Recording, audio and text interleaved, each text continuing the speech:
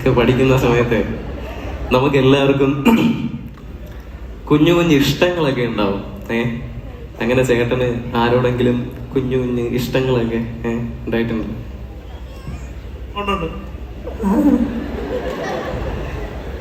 പെൺകുട്ടിയല്ലേ? എത്ര പേരോട്?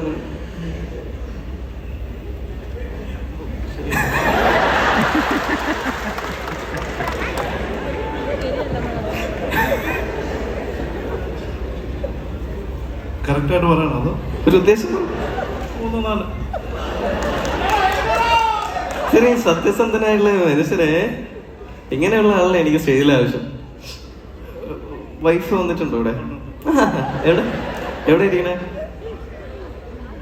ഹായ്. അപ്പൊ സംഭവം എന്താന്ന് വെച്ച് കഴിഞ്ഞാൽ, വൈഫിന് അറിയാത്ത ആ കൂട്ടത്തില് ലിസ്റ്റ് ചെയ്യുന്നൊരു പേര് മനസ്സിലാലോചിക്കണം. ഈ പറഞ്ഞ 3-4 പേരില്ലേ, വൈഫിനോട് പറഞ്ഞിട്ടില്ലാത്തൊരു പേരുണ്ടാവുമല്ലോ. ചുമ്മാ നമ്മളെ കൊച്ചിലെ ഉള്ള ഇതല്ലേ, സേഫ് സോൺ. ശരി, എന്നാലും ഈ പറഞ്ഞ പോലെ അന്നേരം ഒരു സ്പെഷ്യൽ ഒരു ഇഷ്ടം തോന്നിയ ഈ കുട്ടിയെ എന്റെ ജീവിതത്തിൽ എനിക്ക് ഭാര്യയായി ലഭിക്കണമെന്ന് ആഗ്രഹിച്ചിരുന്ന അങ്ങനെ ആരെങ്കിലും ഉണ്ടെങ്കിൽ ആ ഒരാളുടെ പേര് വെറുതെ ഒന്ന് ആലോചിച്ചോണ്ടിരിക്കും.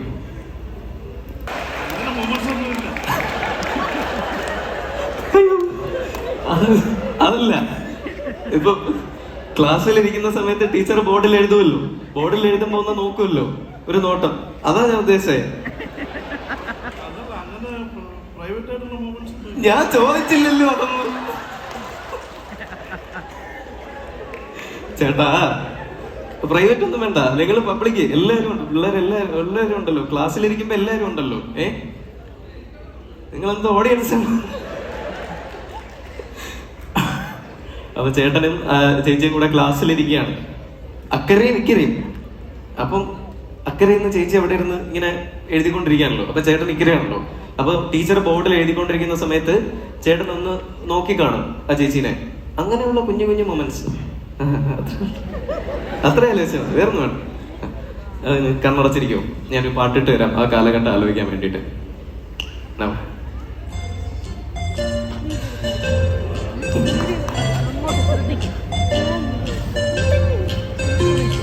പവിഴമല്ലി പൂത്തുലഞ്ഞ നീലവാനം, പ്രണയവല്ലി പുഞ്ചിരിച്ച ദിവ്യയാമം, പുഴകളും പൂങ്കിനാവിൻ ലഹരിയും ഭൂമി സുന്ദരം. പവിഴമല്ലി പൂത്തുലഞ്ഞ നീലവാനം, പ്രണയവല്ലി പുഞ്ചിരിച്ച ദിവ്യയാമം. ചേട്ടാ, ഒരു കാര്യം ചെയ്യോ, ആ ഒരാളുടെ പേര് എല്ലാവർക്കും വായിക്കാൻ പറ്റും, തെളിവിന് വേണ്ടി എല്ലാവർക്കും വായിക്കാൻ പറ്റുന്ന രീതിയിൽ വലുതായിട്ട് ഇതിലൊന്നും എഴുതണം. എന്നെ കാണിക്കണ്ട, ഞാൻ അങ്ങോട്ട് പോകുമ്പോൾ എഴുതിയാൽ മതി. ആൾ എഴുതി കഴിയുമ്പോഴത്തേക്കും എന്നോടൊന്ന് പറയണേ. ചേട്ടാ, അത് കമഴ്ത്തി താഴെ വെച്ചോട്ടാ, വന്നു കഴിഞ്ഞാൽ കാണാൻ പറ്റാത്ത രീതിയിലേ.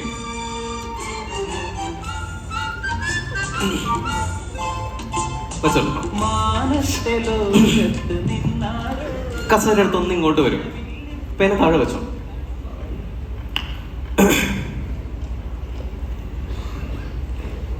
എന്തൊരു ശുഷ്കാന്തി നോക്കി.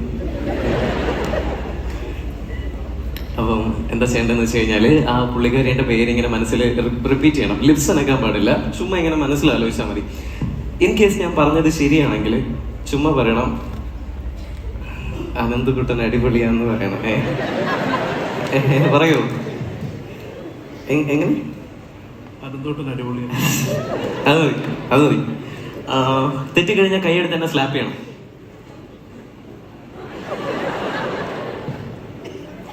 ശരി, അപ്പൊ ഒരു കാര്യം ചെയ്യോ, ചേട്ടാ ഒന്ന് സ്ട്രൈറ്റ് നോക്കിയിട്ട് ആ ലെറ്റർ ബൈ ലെറ്റർ, ആളുടെ പേരിന്റെ ലെറ്റർ ബൈ ലെറ്റർ മനസ്സിലാലോചിക്കണം.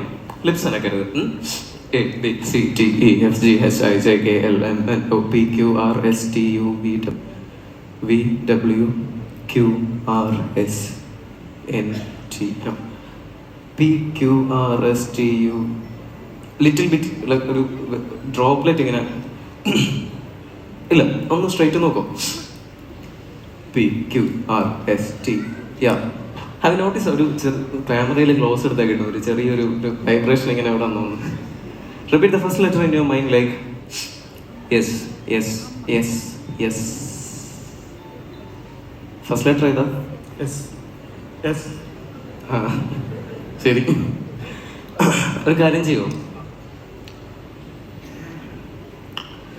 ഇതെങ്ങനെയാണെന്നറിയോ, ഇത് നമ്മൾ ഈ ഒരു ലെറ്റർ സാധനം കിട്ടുമ്പോഴത്തേക്ക് നമ്മൾ ഈ കാലഘട്ടം വെച്ചിട്ട് ഇങ്ങനെ അവരുടെ അദ്ദേഹത്തിന്റെ ഏജ് വെച്ചിട്ട് കാലഘട്ടങ്ങൾ വെച്ചിട്ടൊക്കെ നമ്മളിങ്ങനെ ജഡ്ജ് ചെയ്യാം. പക്ഷെ അപ്പോഴും ചില കെനിയയിൽ നമ്മൾ പോയ സമയത്ത് അവിടെ അവരുടെ നേറ്റീവ് ആയിട്ടുള്ള പേരുകളൊക്കെ കിട്ടാൻ ഇച്ചിരി ബുദ്ധിമുട്ടാണ്. പക്ഷെ നമ്മുടെ നാട്ടിൽ ഇതുപോലെ ചില പേരുകൾ ഇച്ചിരി ടഫാണ്, അങ്ങനെ കോംപ്ലിക്കേറ്റഡ് ഒന്നും അല്ലല്ലോ. ചേട്ടാ ഒരു കാര്യം ചെയ്യും, അവിടെ സ്ട്രെയിറ്റ് നോക്കിയിട്ടേ ആ ഒരു പുള്ളിക്കാരി ഇങ്ങോട്ട് നമ്മുടെ അടുത്തേക്ക് വരുന്നതായിട്ടൊന്ന് ഇമാജിൻ ചെയ്യോ. ഒരു ടാറ്റ കാണിക്കോ, ഒരു ഹായ് കാണിക്കോ. വന്നു കഴിഞ്ഞാൽ എവിടെ ഇരുത്തും ആളിനെ? ഇവിടെ തന്നെ ഇരുത്തണോ? ശരി, ഒരു കാര്യം ചെയ്യും, ചേട്ടൻ ഇങ്ങനെ ഒരു ടാറ്റ കാണിച്ചിട്ട് ഇങ്ങനെ വന്നിട്ട് ഇവിടെ ഇരിക്കാൻ വേണ്ടി ഇവിടെ വന്നു. അവിടെ എത്തണ്ട, ഞാൻ അവിടെ നിർത്തും, അവിടെ നിന്നാ മതി. അവിടെ നിന്നിട്ട് ഒരു ഹായ് കാണിച്ചിട്ട് ചോദിക്കണം, hi Sonia, how are you എന്ന് ചോദിക്കണം. എന്താ അവളുടെ പേരെന്താ? അനന്തമായിട്ട് അടിപൊളി.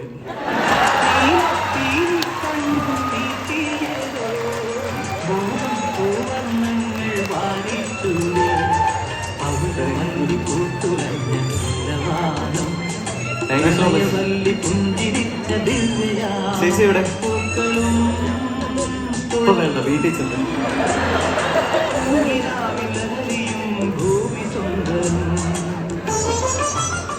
സോണി ചേച്ചിനെ കാണുമ്പോ എന്റെ അന്വേഷണം പറയണേ അടുത്ത തവണ. Thank you so much.